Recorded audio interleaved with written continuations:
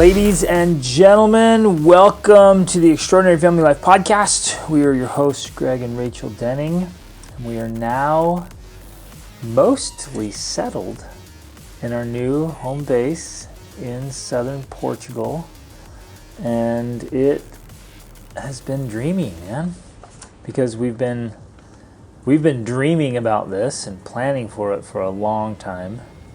And even while we were out traveling and having just an epic adventure and loving it, we were still looking forward to unpacking. Unpacking our suitcases. Man, you guys, we kept buying stuff. And Turkey and Egypt has the coolest stuff.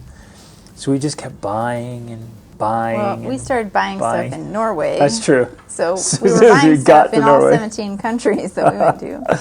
That's true. We probably bought something in every country. There was just not the Czech Republic because we only drove through it. So. Oh yeah, we couldn't stop. We were on a bus that didn't stop ever, even to go to the bathroom for our little girls. Did I tell you guys about that story? The one where I had to use a plastic bag to help Sandriana go to the bathroom on a bus. Yeah, that was a doozy. That was awesome. Okay, so we ended up buying tons of stuff, and we wanted to unpack.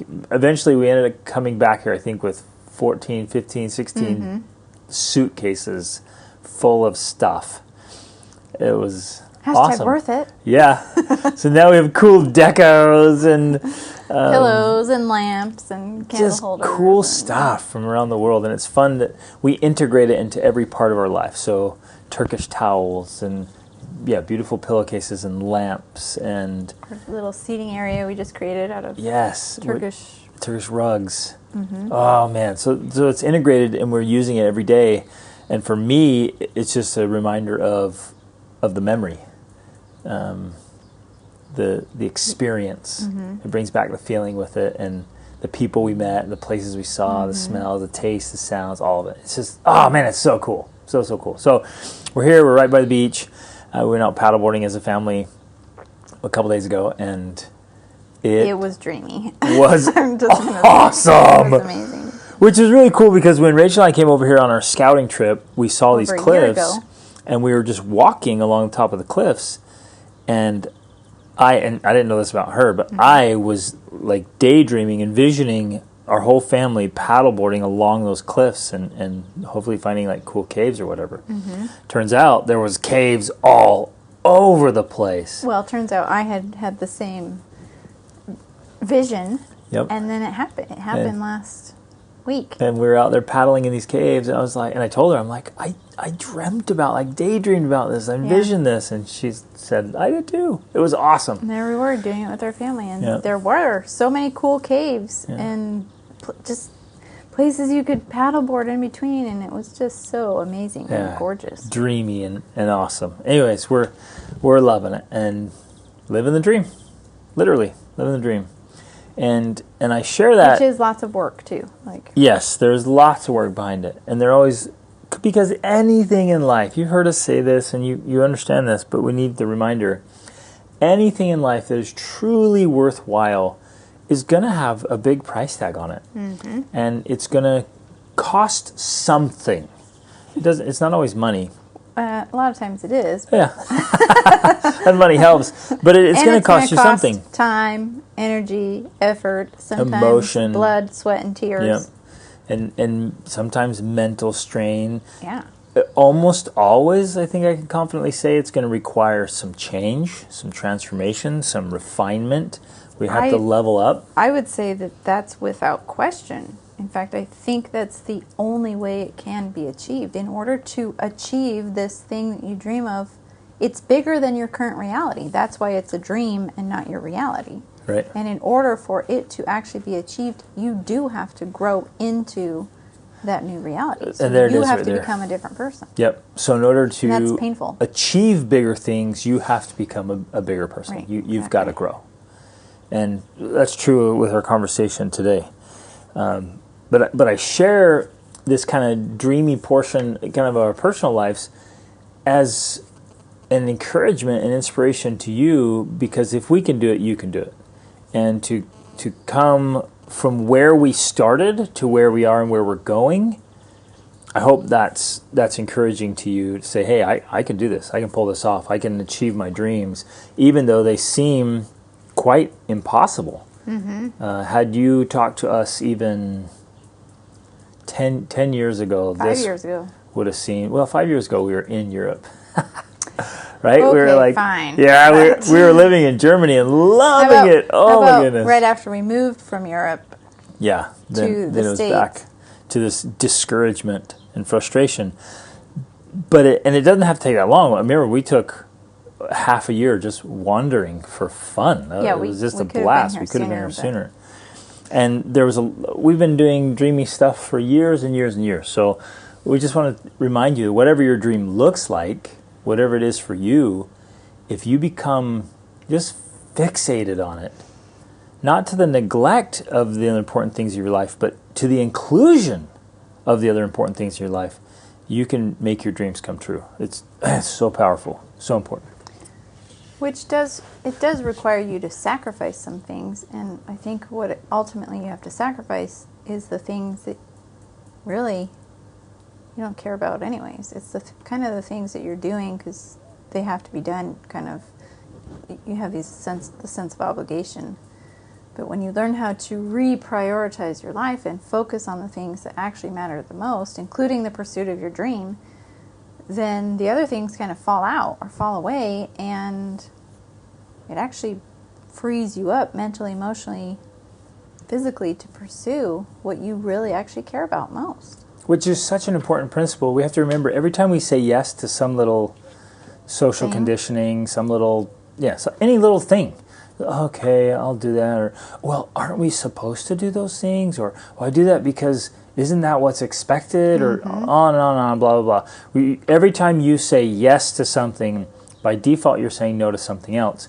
And very often, that means you're saying no to your dream and your dream life, your dream family life, because you're saying yes to some really when you stop and look at it and you decide, like, is this truly important to me in my life and how I'm going to experience this mortal existence? Does that show up on your list? And most of the time you're going to be like, well, no, it never makes the list. And yet you say yes to that, and then by default you're saying no to your dreams. Let that sink in. It's huge. So many of you, and it's lots of little yeses. It's not like this huge yes that, like, okay, there go all my dreams. It's all these little yeses that you're just opting into what other people want, other people's agendas, other people's things, and you feel some kind of social pressure to do stuff that you're really not interested in, but you do it anyways. Or a whole bunch of shoulds, or we think we have to participate in things that really aren't on your priorities. And so you're saying, by saying yes to them, you're by default saying no to dreams. Right. Man, that's important. Super important. Okay, ready? Let's dive in. We get messages a lot. Something to the effect of, and we get it from men and women, of we're teaching a principle, we're teaching something about marriage or family. It's in a coaching type scenario. It'll come up in coaching. It'll come up even in podcasts. We'll share a podcast. Hey, try this, do this. These things work. And inevitably, we'll get messages or texts or questions or emails or whatever, people saying, how do I talk about that with my spouse? How do I bring that up with my spouse? And again, it goes both ways. Like, oh, how can I let my husband know that we should do that? Or a gentleman reach out and say, hey man, how can I talk about this with my wife? And now, Rachel and I are in a place, we've been practicing this and working on it. We're in this place where we can speak openly about anything. And we do. So then when I hear these things, it's that little brief moment of shock factor, like, seriously? Like, you can't even talk to your spouse about that? But then I remember we weren't always like that. Yeah, there's this interesting thing that happens, and I know it happens to everyone. It's like where you grow and you develop and you become a different person, essentially. And then, in a way, you kind of forget how it used to be. You know, it happens with all of us when we grow up. We become adults and we forget what it was like to be kids, you know, even though we were all children. But I find that in a way happens to us a lot, Greg and I, where we'll come across something or someone will say something and we'll be like, what? People do that? Shocked. We still do it with like McDonald's, We haven't eaten at McDonald's or any fast food restaurant for 20 years.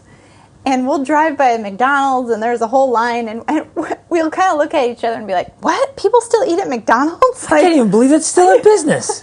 I know, it's so funny. But we do this in a lot of different ways. This is one of them where because this way of being or doing things has become so normal to us that when we are reminded that it's not like that for everyone, it's kind of a little bit of a shock factor. And then it's like, oh yeah, wait.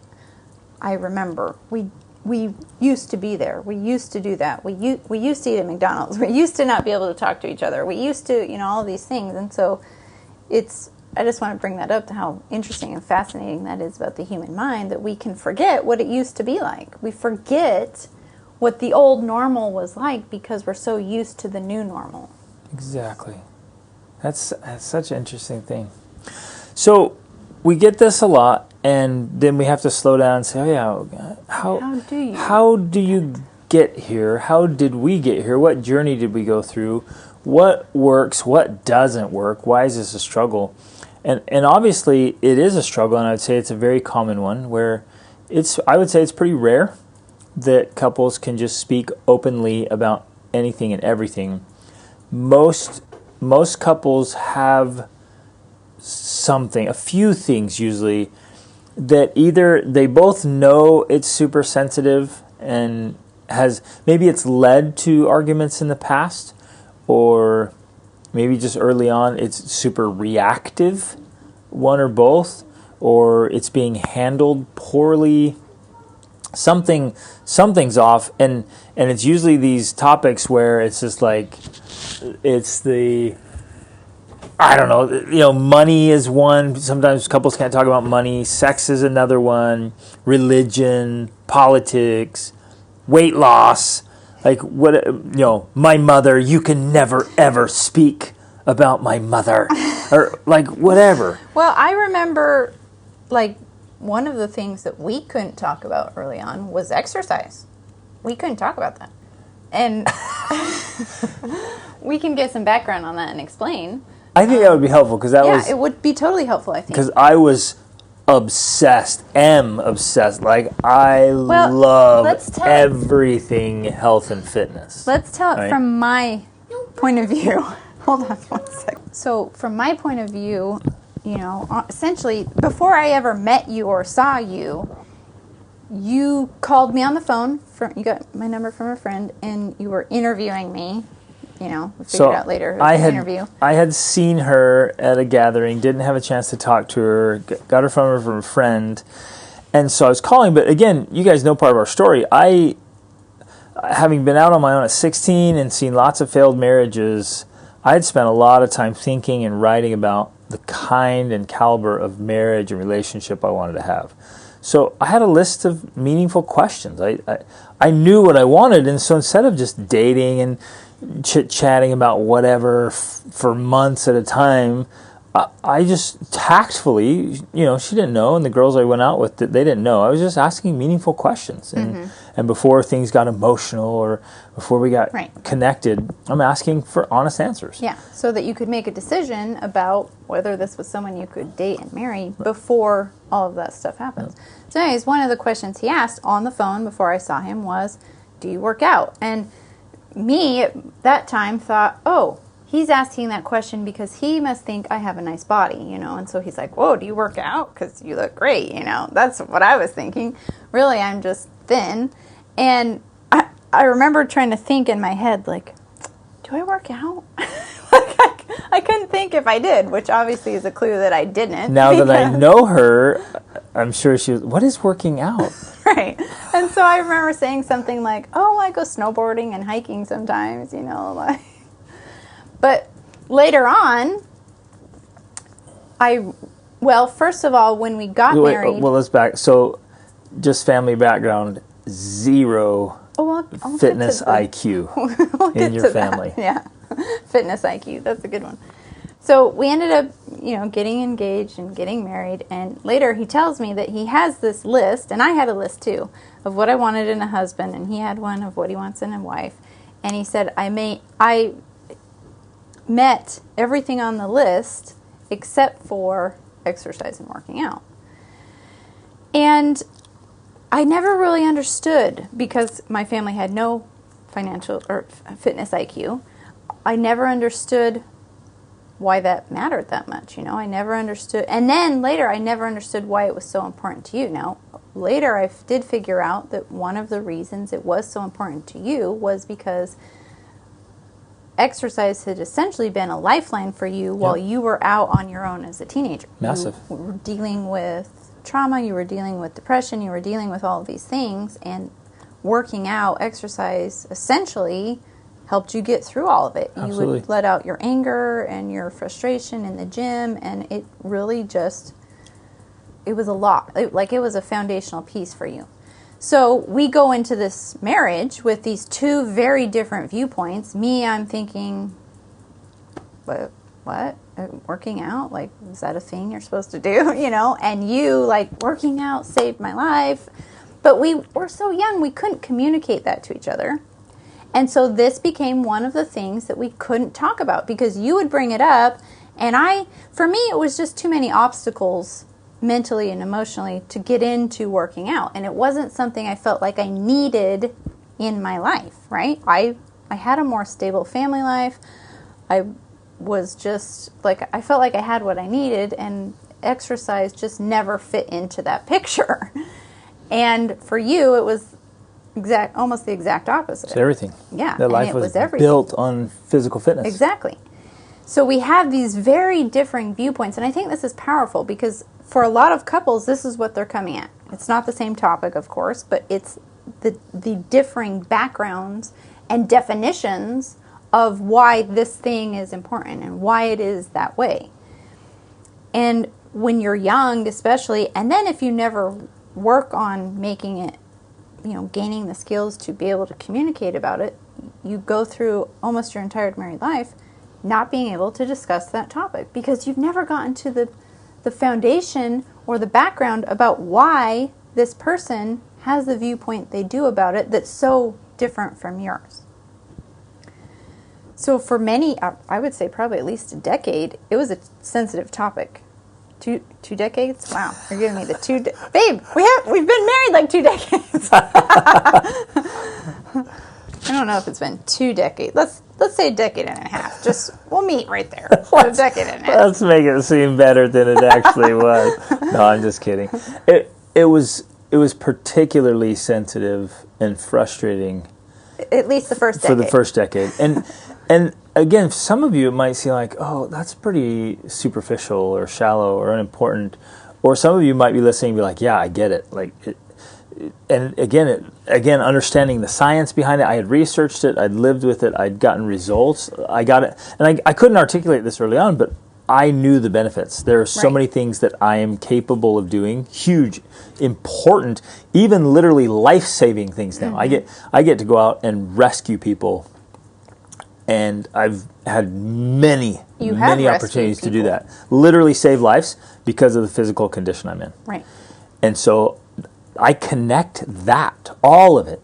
And it was my whole life experience, everything. So it's all connected. It means so much to me. Mm-hmm. Not in a vain way, but in a high caliber. This is the quality of life, the caliber person I want to be.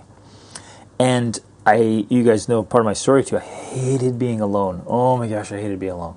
So I want to do adventures. I want to do big things, but I want to do them with my wife. Mm-hmm. And so looking for a wife that whole time. I'm like, I'm going to find a wife that will do these things with me. So there was a lot on this. Right. So there was essentially a ton of emotion and energy behind all of that. And on the other side, I guess one of the reasons it became so sensitive is because I could feel all of that emotion and energy behind it of like, you need to work out. And yet from my perspective, not understanding everything I understand now, it was kind of like, why? And a little abrasive in some ways. And I felt defensive too, because I'm like, well, wait a second, what's wrong with me the way I am, right? It's that kind of thing. That is so important right there. Because you guys, and again, I was deliberate about this. I thought about every possible way to approach this. I mean, this probably helped me grow in tact and diplomacy and strategy. Every single thing I could think of. The nicest way to ask. Oh, you want to join me? Or, oh, hey, I bought you this thing. And, oh, hey, we're going to do this. I tried everything. And then I tried months of literally saying nothing. I won't say a single word. Best month. And she's like, this is glorious. He's forgotten. And I'm like, curses! Silence won't work either. Nothing works with this woman. And we tried everything. I, prayed and pled with God and fasted. I mean, anything to get her to join me. And she's like, but it makes you sweat. Okay, so then this is one of the other fascinating things. And I hope you guys realize the reason why we walk through all of this is because hopefully you're going to be like, oh yeah, it's like that with me for this thing. So, over the years as we've grown in tact and diplomacy and the ability to work through things, now we can bring something up and we can say, okay, what's holding you back? What's standing in the way? And we can get to the cause of the cause, and we can actually skip the defensiveness. And thinking it's well, I wanted to emphasize what you said earlier, like, oh, what's wrong with me? Yeah.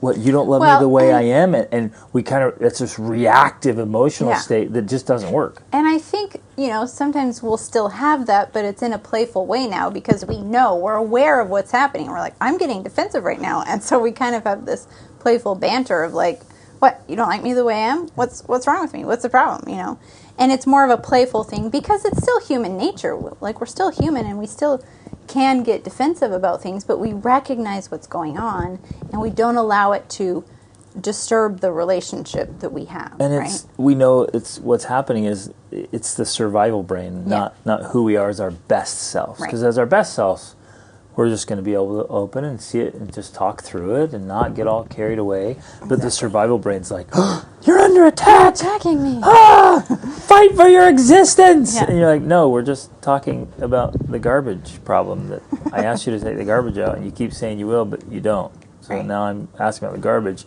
And who do you think I am? You don't think I do anything? What am I? You don't respect me or value me? And boom, there goes the survival brain acting like an imbecile. Which is one of the reasons that couples have trouble talking about something, is because of, it's not the thing itself per se, but it's all of the energy and emotion that's behind it and what it represents to someone. So back to then our own little issue with, exercising. I started to realize that one of the reasons I didn't like to exercise is because I didn't like sweating. And I picked that up from either middle school or high school gym class. Now, I also remember picking up the fact that I hated doing physical activities because we were forced to do dodgeball at gym, which is your favorite game, I know, in middle school. My least favorite, because I was the kid getting hit in the head with the ball. And I hated it. And I hated having to be forced to participate in those types of games. And so I spent my time avoiding it as much as possible. Plus the fact that when I was in high school, I remember that we were also forced to shower after gym class in a public shower, which as an introverted little person, I hated that as well. And so it's like I picked up these habits of avoiding physical exertion so that I could avoid these other activities that I didn't want to do. I didn't want to shower with a whole bunch of girls. I didn't want to. Oh, and there was one other thing. See, I'm doing this because I'm helping you understand how this process works. And I hope you're all paying close attention here. She's unpacking all the psychology here. All the psychology about why I was resistant to exercising, therefore resistant to my husband insisting that I exercise. One of the other things But I didn't insist, even the slightest invitations. Right. Anything. Hinting. Are you getting defensive about my word? Yes. The use of the word insist? Are you attacking me? So one of the other things was, and this started in elementary school, is that when I did exert myself, my face turned bright red. Like bright, bright red. I don't know why. It just did. And kids would say something. They'd be like, why is your face so red? And so I also hated that as a kid. I hated the fact that my face turned bright red when I was exercising or not, as a kid, playing at recess or whatever, and that they would then say something. So I started to create these associations. Exactly. That, I don't want to exert myself because I don't want my face to turn red, because I don't want people asking me why my face is red. Yep. So you've got to understand that that was one of the things that led to my timidity.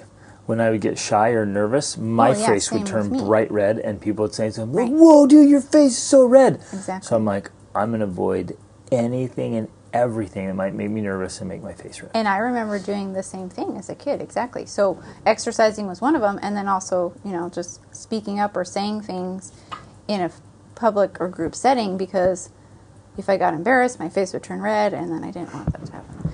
So I'm telling you all of this because as a young married couple, and for the first decade of our marriage at least, my husband is saying, you need to exercise, because he has this whole background with exercise saving his life and his sanity.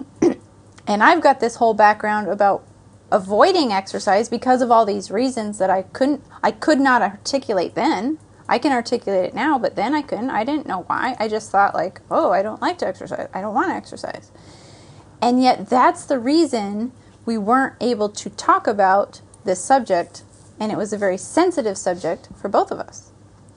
And as we keep bringing it up over time, I kept getting more and more frustrated, hoping that she would finally change, and she kept digging in her heels like, no, I'm not going to do this. Being more resistant to staying the same. Becoming, am I saying that the right way? Becoming resistant to changing and more certain, more stubborn in staying the way I was, because this whole cycle that's happening, you getting frustrated and me not wanting to change, and which, okay, this is also another important point, which then actually makes it more difficult to have the conversation and to be able to unpack all the psychological reasons going back to elementary school about why I didn't want to exercise, let alone for me to gain more understanding about why exercise was so important to you. Yeah, so you see what's happening here? Very sensitive and very explosive. Mm-hmm. And now we start stacking emotionally. You stack every time I brought it up, there goes another thing on the stack. So now you got this huge stack. You're starting with the stack. You're not starting from ground zero. Exactly. It's not like you can bring it up and it's a clean slate. It's not. As soon as you mention anything related to that, exercise, effort, sweating, it's like, what? You're sensitive and you're triggered by it, and you're like, oh, we can't talk about that. We can't go there. We're avoiding that at all costs. Yep. And so it just stacks in both ways. And I would say now having a stack, you get more sensitive to other topics that are either unrelated or seemingly unrelated, because right? And you just... we get in these dynamics, and we get to see it all the time. And so, eventually, I think this is just a great example of this. But whatever it is, whether it's, again, it could be any topic, how you raise the kids, or your beliefs, or mindsets, or habits, or the garage, or the yard, or the closet, or whatever. Like, whatever it is, you have to step back enough, and what would you say, detach from it? Mm-hmm. Like, you got to detach from the survival brain and from the emotions of it all. Just step away from it and try to look at it objectively. Try to see it from your spouse's point of view. Try to see it from a totally different point of view. Like this completely different from either one of you. Just see it objectively. Zoom way out and look back. And start to understand it differently. And detach the hypersensitive emotions to it. That way, because then it allows you to just... First of all, it allows you to start thinking about it. Mm-hmm. Because most of the time, I was this way, you were this way, and many are this way. You can't even think about it without getting all fired up and angry and upset and replaying scenarios and fights or whatever. Or having that defensive position of trying to defend your point of view to the other person. And this is one of the most challenging parts about it, I think, because whenever we are in that type of, I would say a drama triangle, except in this case there's only two of you, but I guess the issue could be the third piece of this triangle. Mm-hmm. Whenever you are in that, you're playing these different roles. And so mentally and emotionally, you don't have the freedom to be objective about the subject itself. And eventually that's kind of what I had to start doing. Now, I think part of it was maybe you just gave up all hope and just stopped bringing it up. I don't know. But I think... Honestly, I think I had to stop because I was getting so angry. After so much time and so many attempts, I was... And I think this is important here. It's a good thing. Like, exercise and health adds so much to your life. And that's why it became infuriating for me. Because I'm like, this is such a good thing. I'm not asking you to do drugs with me. I'm not asking you to beat the kids and abandon I'm inviting you, I'm leading on, is anything to just be with me. Come go on adventures with me. I wanted you to be with me and do something that was good. Right. And you were just have nothing to do with it. And I was getting so infuriated. Like, if I think about this anymore, I'm going to go crazy. Mm-hmm. I didn't like what it was making me feel. Right. I didn't want anything to do with the anger and the bitterness. So on one side, then, you have to learn how to essentially be detached in a way, to detach yourself from the outcome, which is so hard. It's so hard.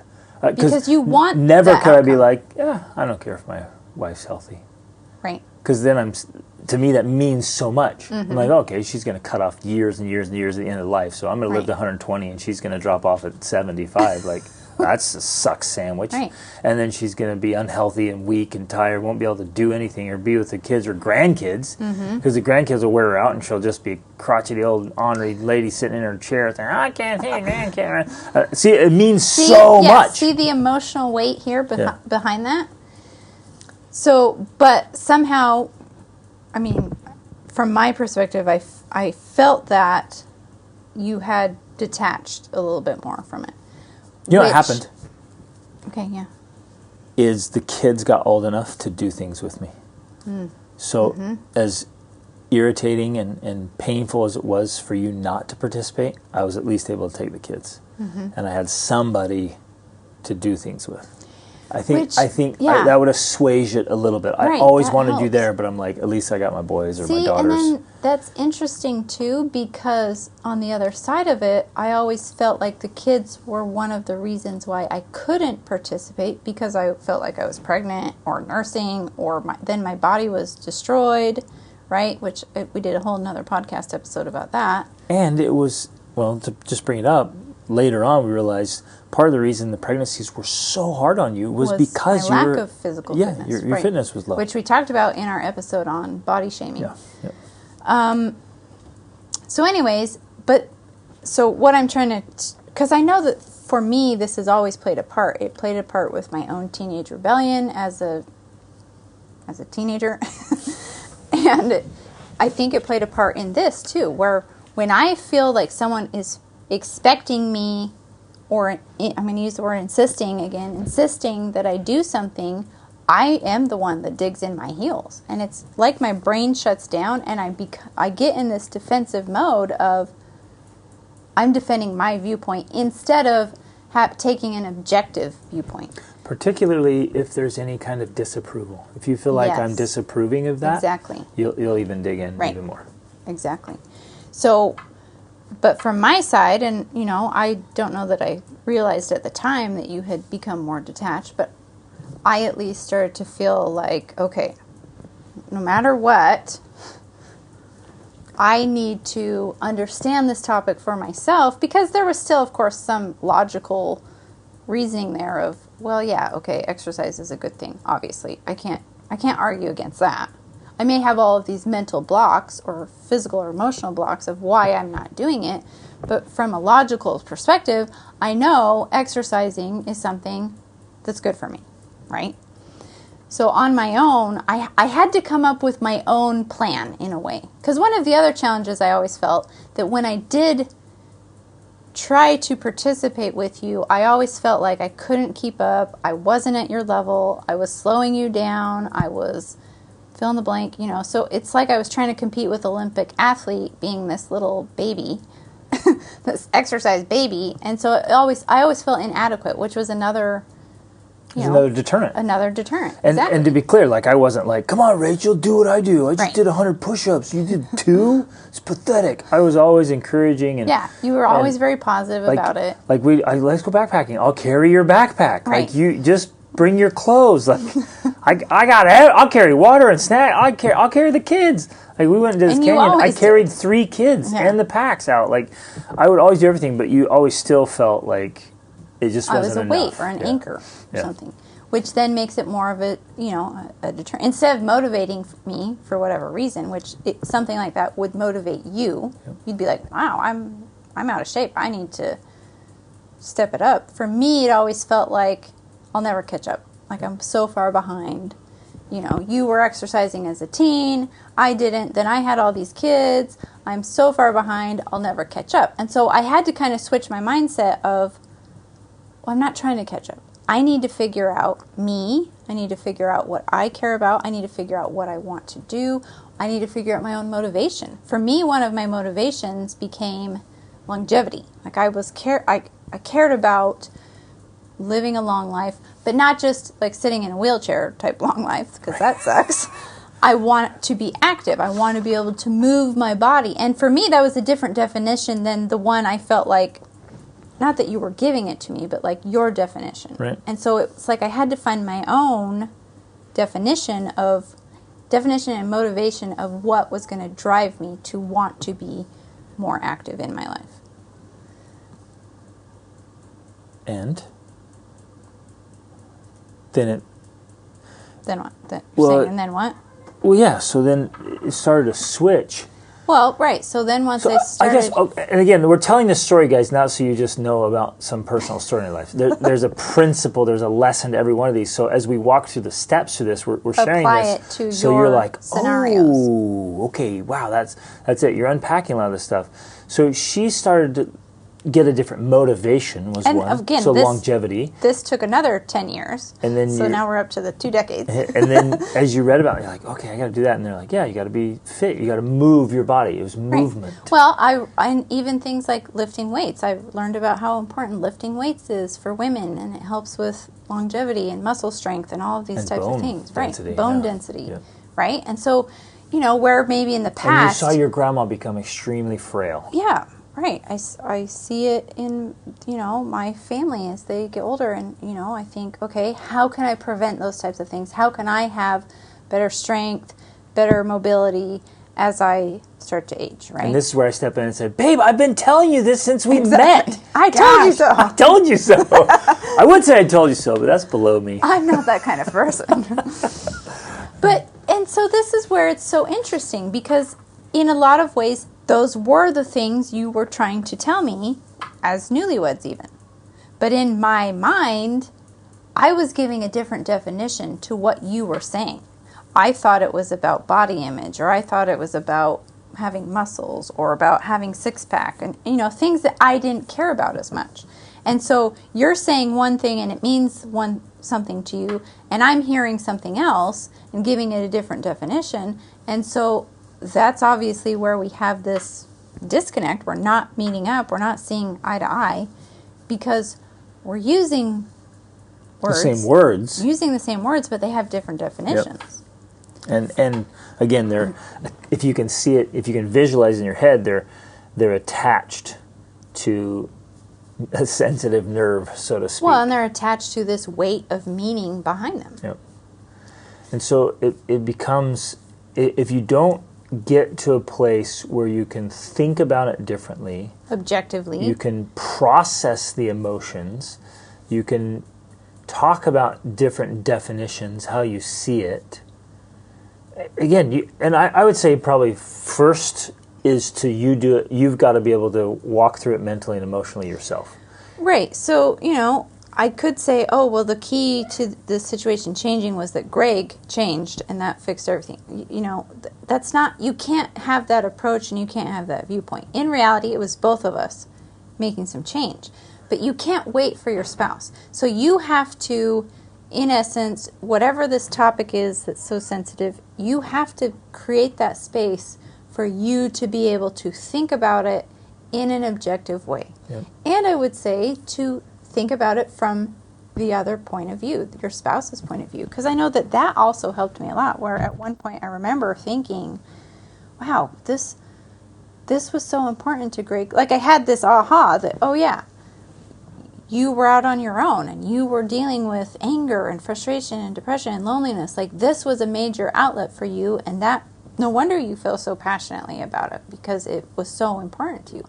I had to come to that realization and understanding so that I better knew where you were coming from. Because, you know, you think you kind of get that as this young newlywed couple, but you don't. You don't fully understand what it means and why it's so important and all of the mental, emotional significance that it carries. So having that realization was also powerful in helping me to be less defensive, because I'm like, okay, he's coming from this place where this is an important lifeline in his existence, essentially. Right. Well, and you had that same journey with sex. Mm-hmm. Exactly. Like having we've Which recorded that in other talked podcasts. about in many podcasts. And I had that same thing in understanding you and understanding women and understanding how minds work differently. Like why I cry about things. I'm like, when I was able to talk to you. Detach and create that, like, well, I don't need that. I don't think like that. I don't act like that. And I'm like, oh, but she does, and those are things you need. It's a normal process. That flipping that switch or doing that processing on my own just allowed me to just totally change the perspective. Like, oh, okay, I can see you. I can see this situation. I can see this topic now completely differently because I went through the processing on my own, mentally and emotionally, to get to a different spot. I'm like, oh, okay. I don't have to stay over here where I can't see very clearly. I don't have to dig in my heels. I can walk around the corner here, and we can totally talk about that. Right. And I don't need to react. I don't need to fight. I don't need to ever say anything offensive or hurtful. I can go into it just being curious. Yeah. Right. And open. Like, And again, you have to do this. And I think for me, I have some of my clients do this too. Walk through it so well, process it so well on your own mentally and emotionally that you don't feel triggered. Right. Like you have to just on your own, and maybe pen and paper and just write about it, just vent, get it all out, process it. I would say for the most part, don't bring other people into it. Like don't talk to your buddies, your friends, extended family. Like don't bring them into your stuff. You may want some coaching or really good counselors or therapists with some things, but only if they can help you process it, help you walk through it. But if you can walk through it, you can think about it, you can just play through the whole scenario, and it doesn't bother you. You don't get all worked up and fired up and angry, upset, and you're like, I can hear it, and then I would do this with even mentally. I'll still do it. Okay, let's say this person says this or does that. And how does it make me feel? How am I going to respond? So then if it does get said, if it does bring it up, like, oh, well, I anticipated this, and I'm going to respond instead of react. I don't have to react. Exactly. So once I've got control of me, I can come in now and I can approach it differently. And I say, babe, I know this has been sensitive in the past. I really want to understand. Like, tell me about it differently. And now you've been doing all this processing. Maybe she hasn't or he hasn't. And her first reaction, oh, here we go again. You're going to do it. And I just sit there. Are you going to bring this up again? And I anticipated that, right? I anticipated reaction because I'm not going to expect her to have done all the processing I did. I'm going to anticipate a reaction. Like, no, it's okay. And so she gets a totally different stimulus from me. There's the drama triangle, so to speak, is ended. Like, well, no, let's just get to an understanding. Because you've stepped out of your normal role. Exactly. And I think especially in a situation like that, is you need to allow them that space then to do their own processing, which is going to look like a lot of vomiting of words and emotion and everything. But if you can do that detached by just saying, okay, I'm providing space for that. I'm not going to react. I'm not going to respond. I'm just going to let them get it out. I'm going to let them say their piece. Yes. I'm not going to try and correct their... This is where couples actually get caught up, we hear a lot, is because they're like, well, I can't just let her say that. I have to correct her misconceptions. And like, okay, we get that. But that's not the time or place for it right then. Right then is the time for her or him, to just process it all out loud and just be able to say all the things and get it off their chest and just put it out there. This is so critical. And I need to anticipate that. Like, okay, I've switched. I'm not even sensitive about it anymore. I haven't lowered my standards. We're not suggesting that. You're not lowering your standards. You're not just becoming nihilistic or apathetic. You've never just said or thought, well, okay, I guess Rachel's just never going to exercise. Like, that's never been something. Nor was I ever going to say, well, I'm just going to walk away, or I'm going to stop working out. The kids, we're just going to be an unhealthy family because it's just a source of contention. You never, ever did that. You always kept your own high standards. You've always done your own super hard workouts. Like, constantly, that's been there as the standard. And I know, even when you detached from it, it was still an expectation of, like, you need to be healthy. You need to be fit. Not in a you're not good enough sort of way, but like, hey, this is how I want to do life with you. Healthy and fit, active.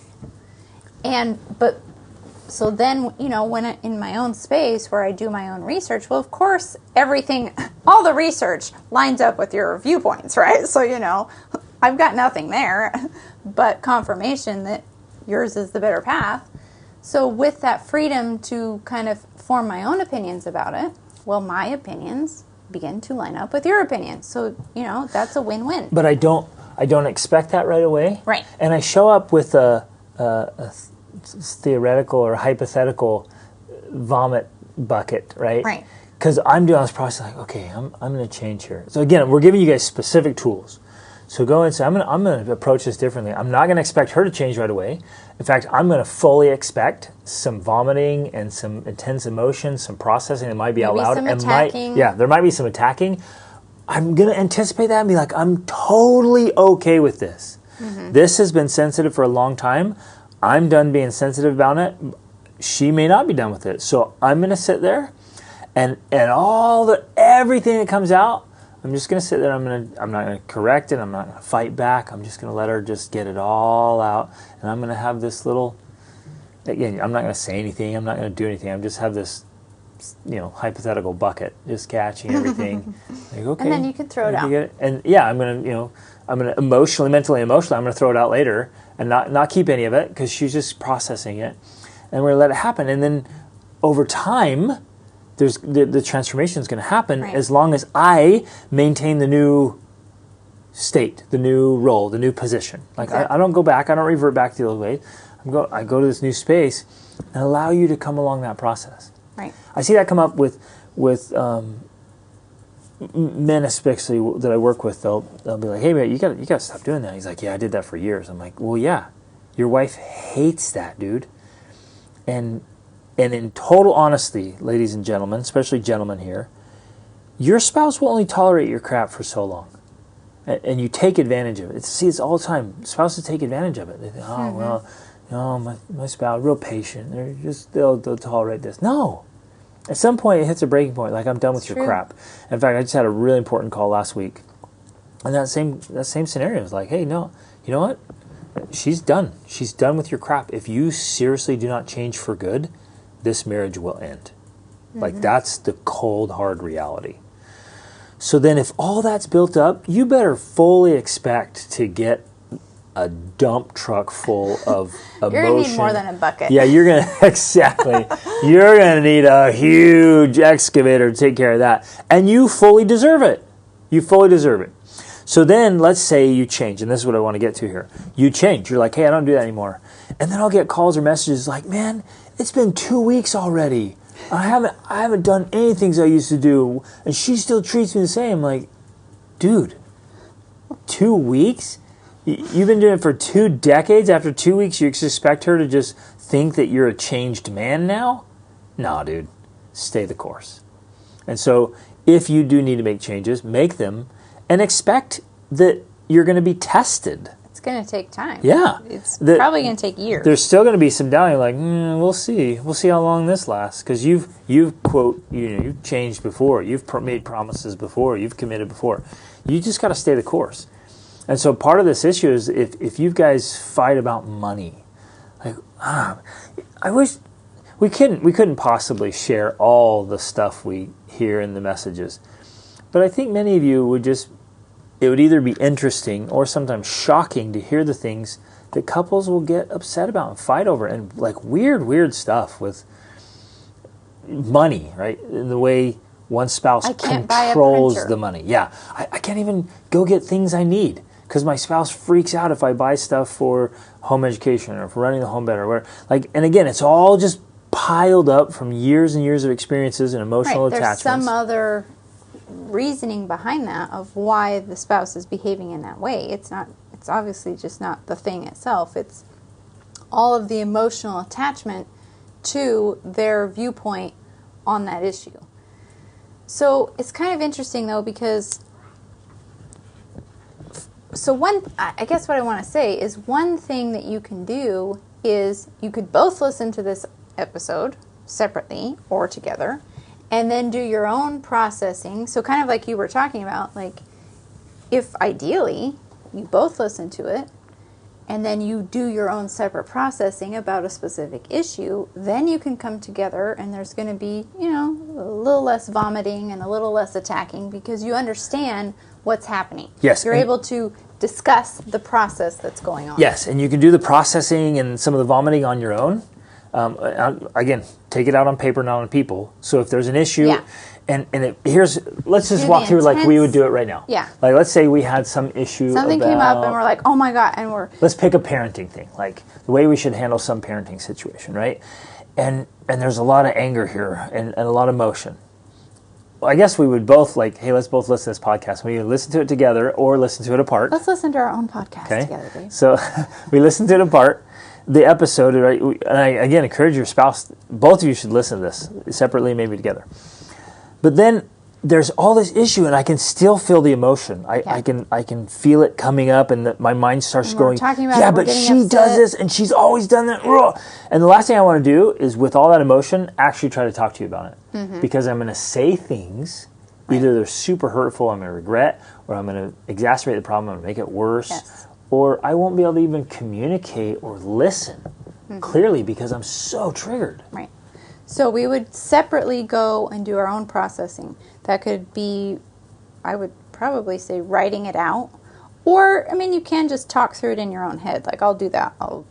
He'll say this, and I'll say this, and but with the point of trying to get clarity about it. Yeah, because mentally you can run circles. Yeah, exactly. And get caught in your own little trap. So writing it out can be very helpful.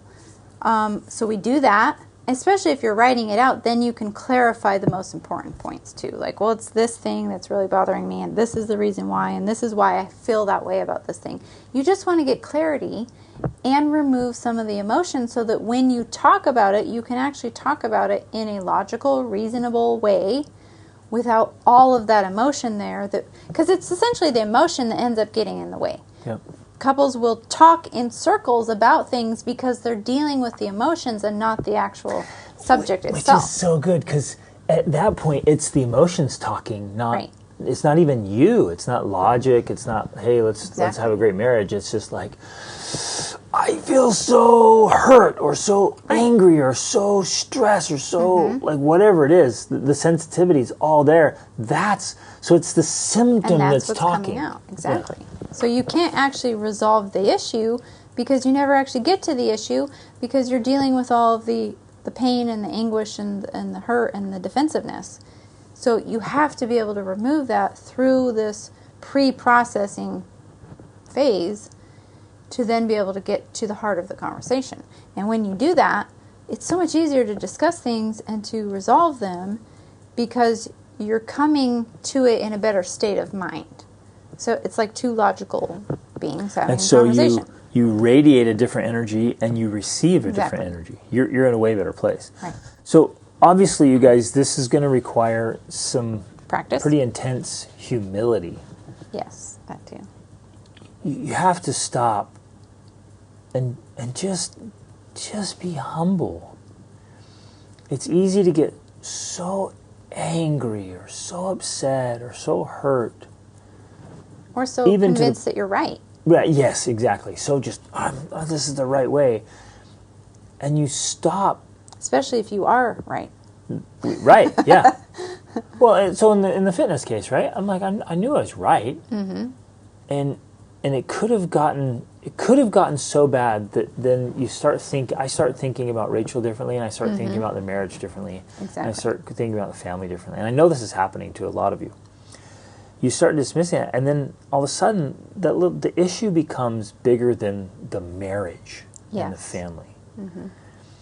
And so you bring it back, you put it in your place, and you just gotta just be humble and maintain perspective. Losing perspective is the quickest way to just ruin relationships and ruin situations, everything. Mm-hmm. So keep it in perspective, be humble. And then it sinks in here in two parts. One, how you receive what your spouse gives, and then how you give to your spouse. So if I want to talk to her about something that's sensitive, how I talk about it is critically important. But it's just as important how I receive what she says, and how I hear and how I engage. So it's both ways, and it requires an insane amount of humility and a willingness to apologize quickly, and a willingness to change. Like, I have to be fully committed to being a better husband and a better man, a better father. I have to be willing to let go of some things and change some things. Mm-hmm. And it's this cool, like, reciprocation. Even when you say, babe, like, where I have made improvements in other areas, has that, like, facilitated you making improvements? Oh, absolutely. Disconnected other areas, right? Well, even with the whole exercise thing, because you have been so willing to improve yourself in every area, that definitely plays a role, especially after the first decade, where I'm like... Don't lose hope, you guys. It doesn't have to take 20 years. Well, yeah, I don't want people to think it has to take that long, but Today's episode is about how, over the next 20 years, your spouse could change their opinion. Seriously. But then that definitely played a part of, like, well, why am I being so resistant? Especially when I know exercise is a good thing.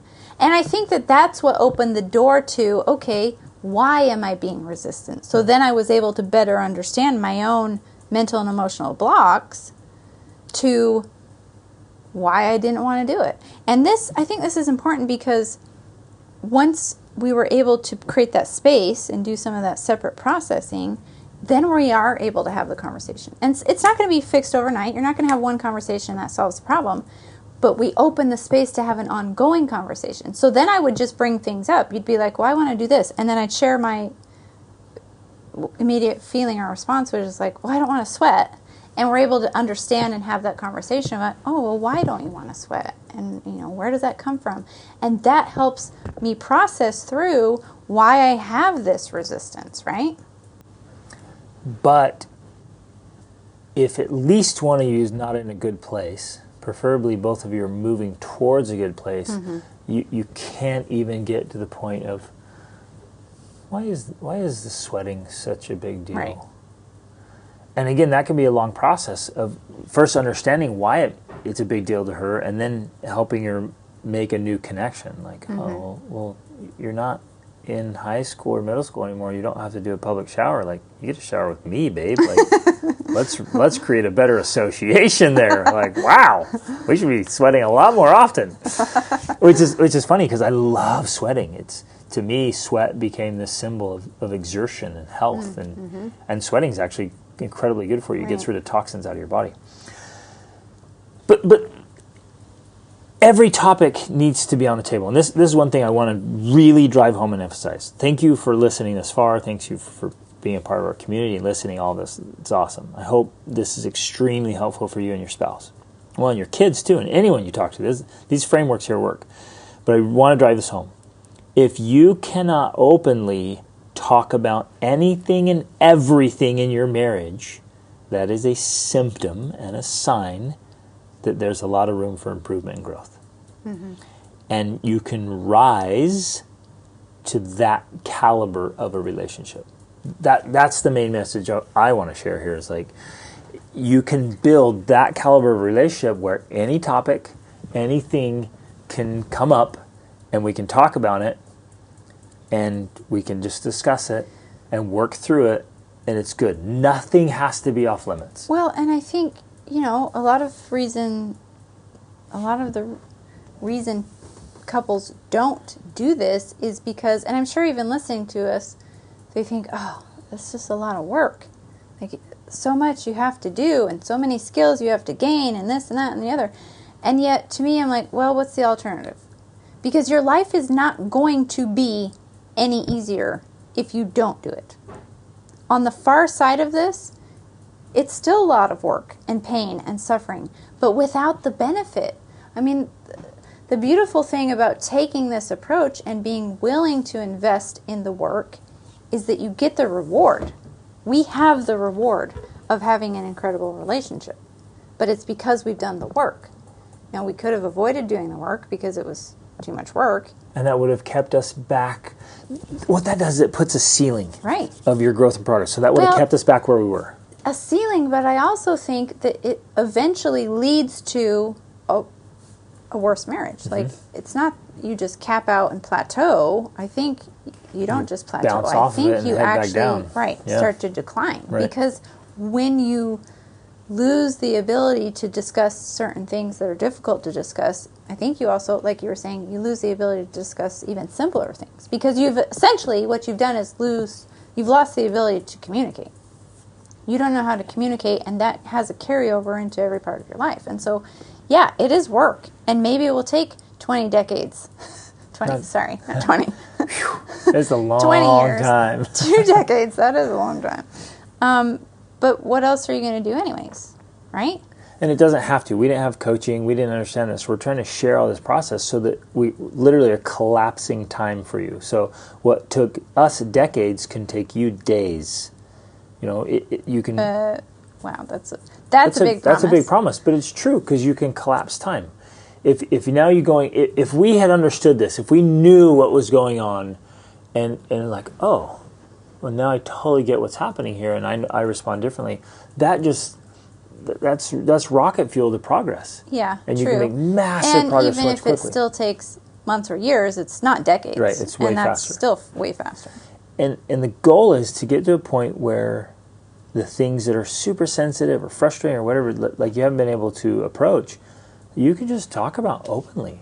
So she can come to me and say, babe, why do you do this thing? Or I really would like you to do this differently or to change or take care of this. And I do, like the common ones are, I just go, hey babe, I want to have sex more often.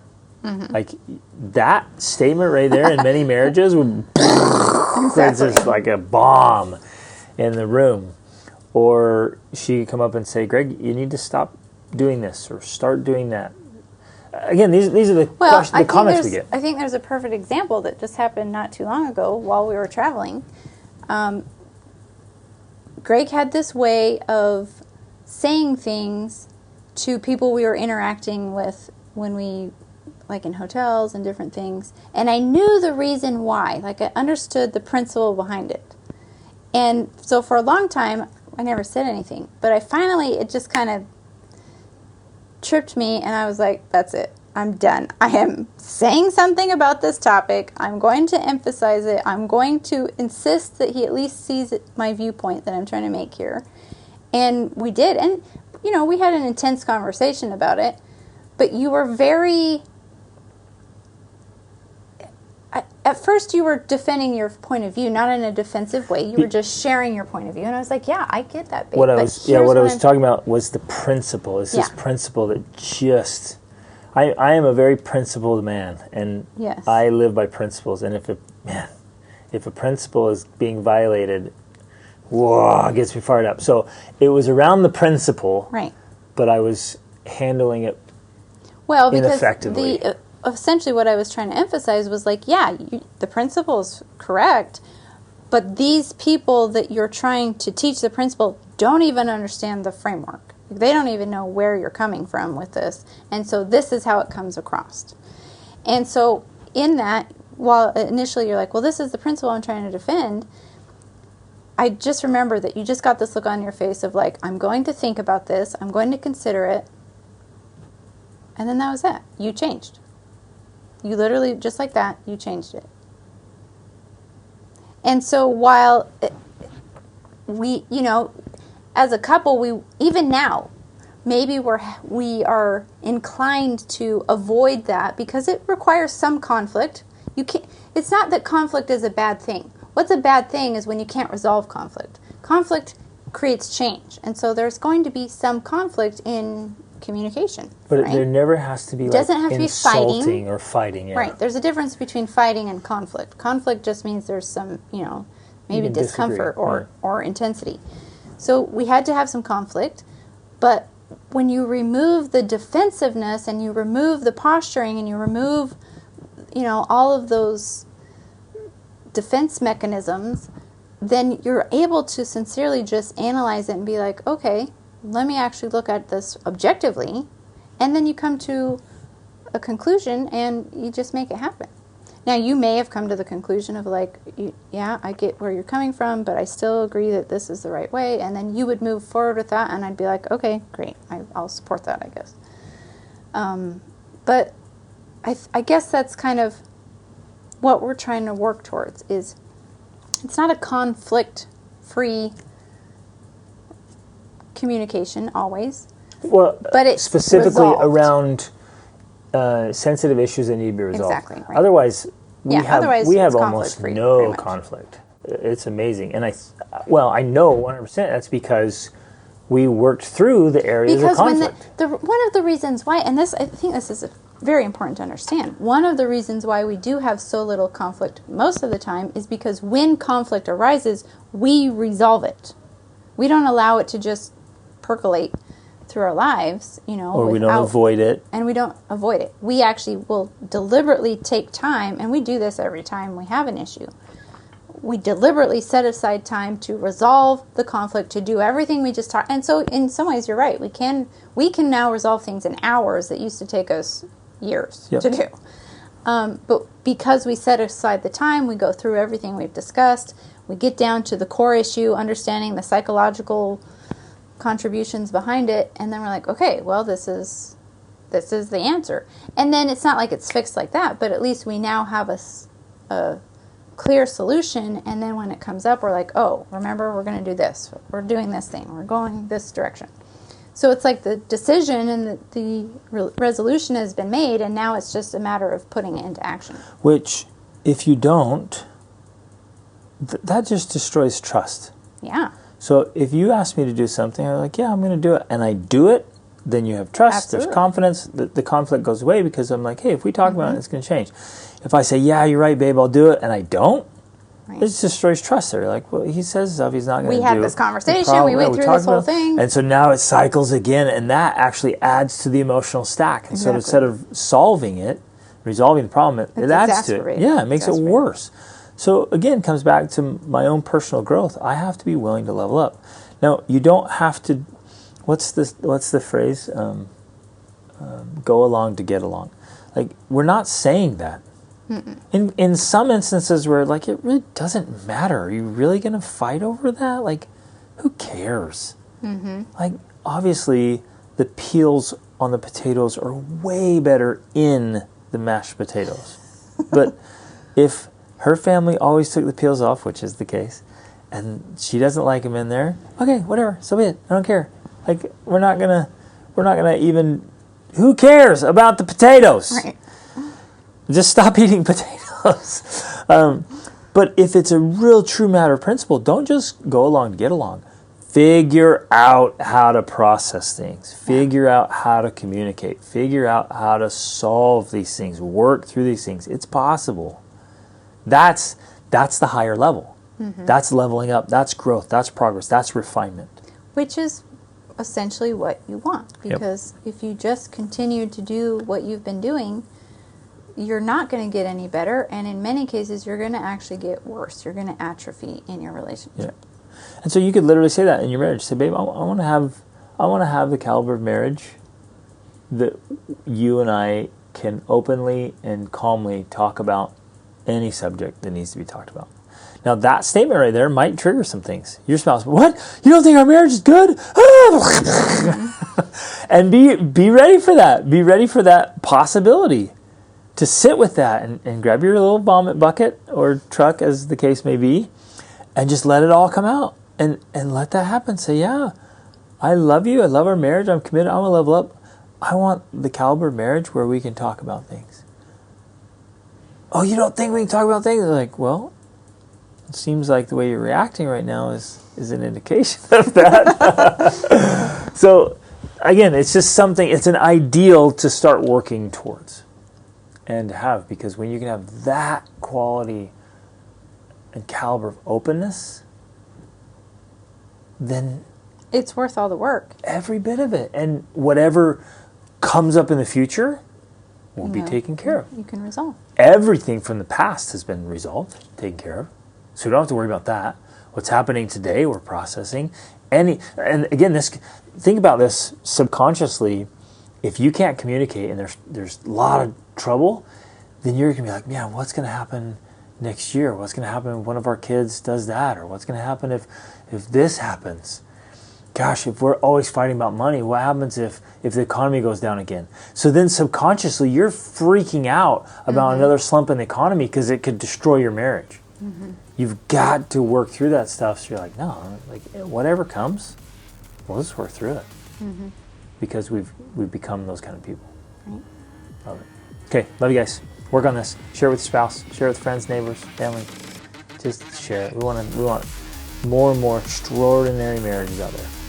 Love you guys. Thanks for listening. Reach upward.